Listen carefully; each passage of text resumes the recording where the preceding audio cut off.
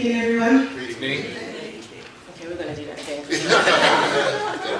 Good evening, everyone. Good evening. Okay, you're alive and you can hear me and you can see me. That's good. Okay. Let me start off by saying who I am. My name is Chantell Simone, and I am 33.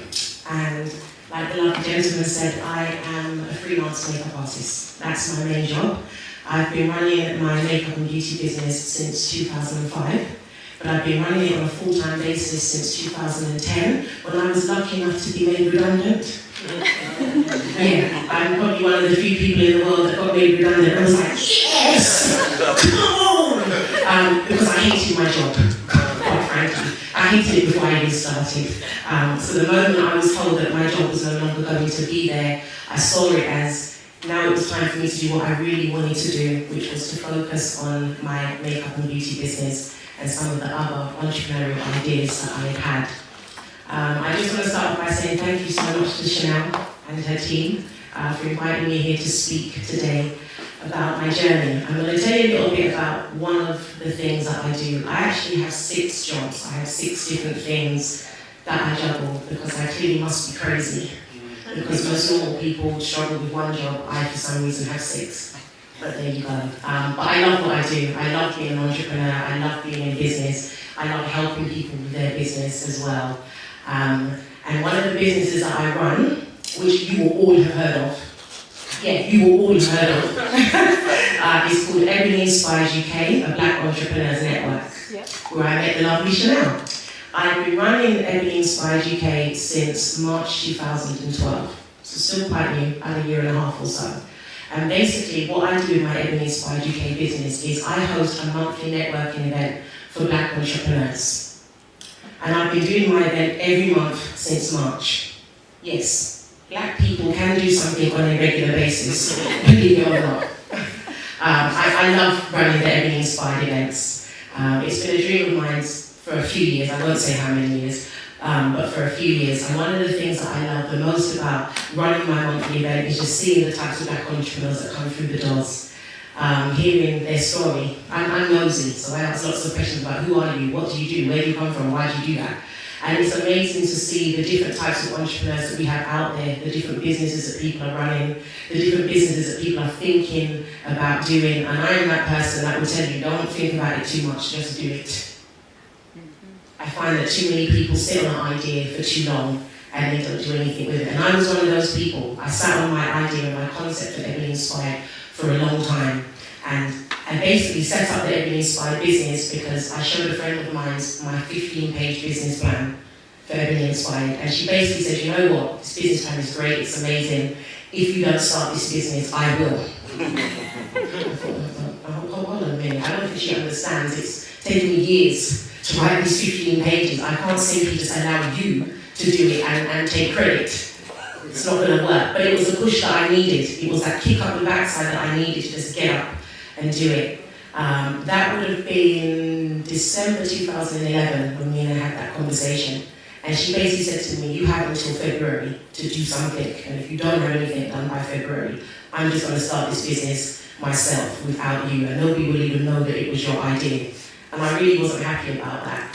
So I kind of said, okay, I've got a couple of months to kind of think about what I'm going to do. And a couple of months sounded like a long time. So I didn't do anything. I'd done my makeup business, I'd done everything else I was meant to do, but I didn't actually do anything with starting the Ebony Inspired business. And then one day I woke up and I realised that it was February.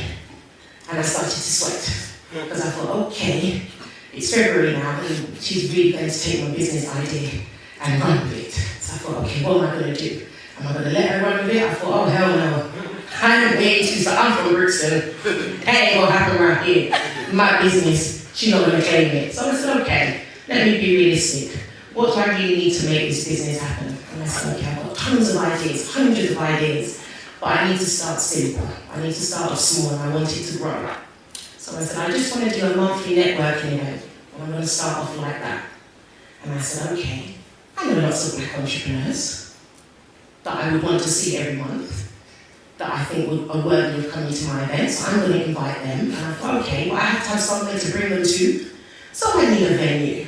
I said, okay, but I don't have any money. thought, okay, this is good. Because I'm about to start a business and I don't have no money. But I have a lot of ideas and I have a big dream. And I thought, well, you know, my granddad always told me that you should never let the fact that you don't have money be the thing that stops you. My granddad is 87. He's a barber by trade. My granddad still cuts my hair. Wow. Yeah, he can actually cut hair at 87. My granddad has a barber shop on Brixton Road. It's one of the longest standing black-owned businesses in Brixton. He doesn't run it anymore. He passed it on to my uncle.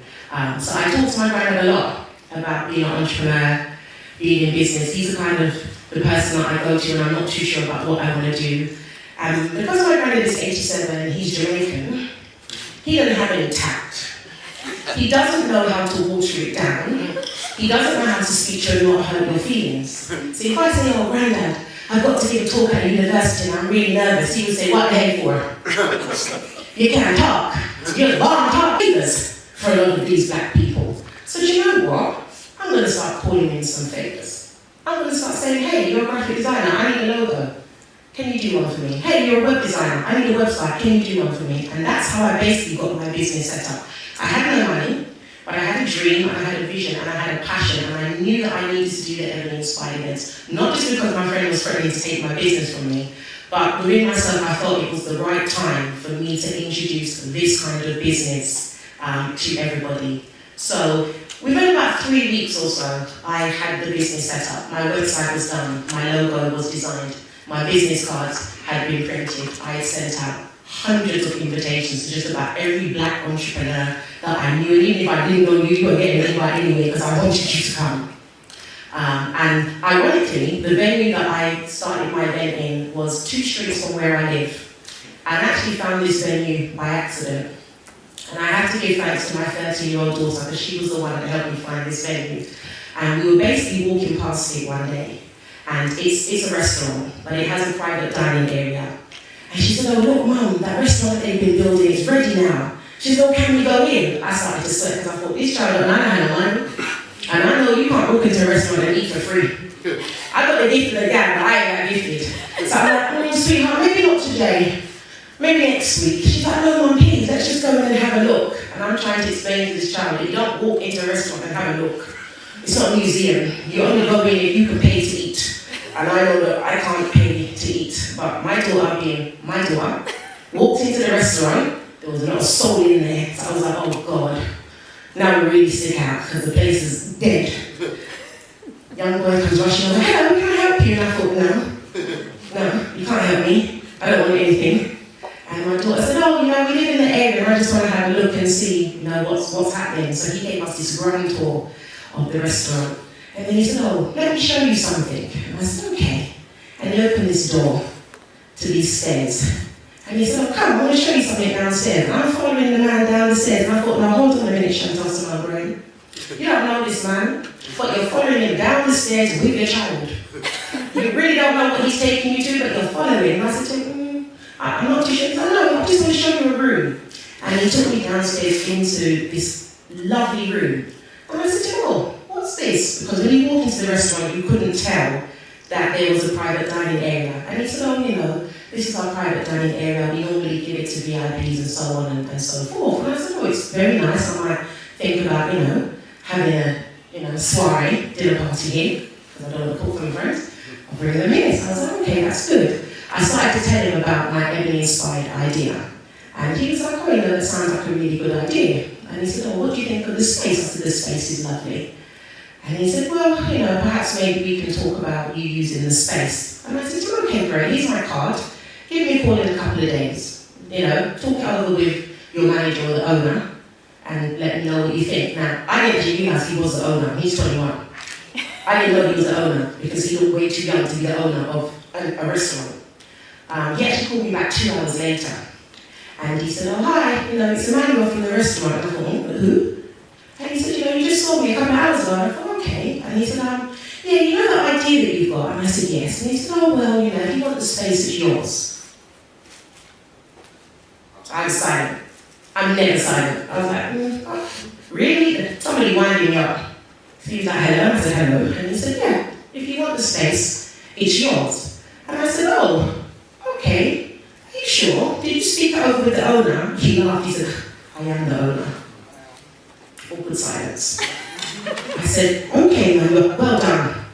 The restaurant's lovely. He said, yeah, so, come and see me next week and we'll talk about launch date of your event. Okay, great. Went to see him next week. He said to me, what day do you want to do your event? I was so unprepared. I was like, Wednesday. He said, why Wednesday? I said, I don't know. It's the middle of the week. People might be awake by then. He said, okay, every month, yes. He said, when in the month? I said, the third Wednesday. He said, why the third Wednesday? I said, I don't know. Sounds good. He said, okay, third Wednesday of every month. You launch on the 21st of March. I said, okay, great. No money exchanged hands. So I have a logo, I have a website, I have business cards, and I have a venue. I'm ready. All I've got to do now is let everybody know. And I said to myself, okay, if I can get at least 25 people at my launch event, I'll be happy. I don't want to be greedy. I don't want to overestimate myself. 25 people, no, the space can hold 50, but 25 would be good. And I started to see the registrations rolling in. And I'm seeing 50, and I'm seeing 70, and I'm starting to sweat because I'm like, well, there's a whole lot of black people in one space. Okay. And the day of the launch came, and I had 80 people at the launch of Ebony Inspired UK, the Black Entrepreneurs Network. I've been promoting it for 2 weeks. I have never used Facebook and Twitter so much in my life. Let me tell you this. Yes, most business people will tell you you need a lot of money to market and advertise your business. To a certain extent you do. But one thing life has taught me, when you don't have money, you get very creative. My granddad would say, dynamic fashion. But what I realized is not having money didn't stop me from having a dream. It didn't stop me from figuring out what it is I wanted to do and believing that I could make it happen. And I will never, ever, ever forget Wednesday, the 21st of March 2012, when that room became filled with 70 to 80 black entrepreneurs, all from different industries who all do different things. And every single one of those people was at my event because of me.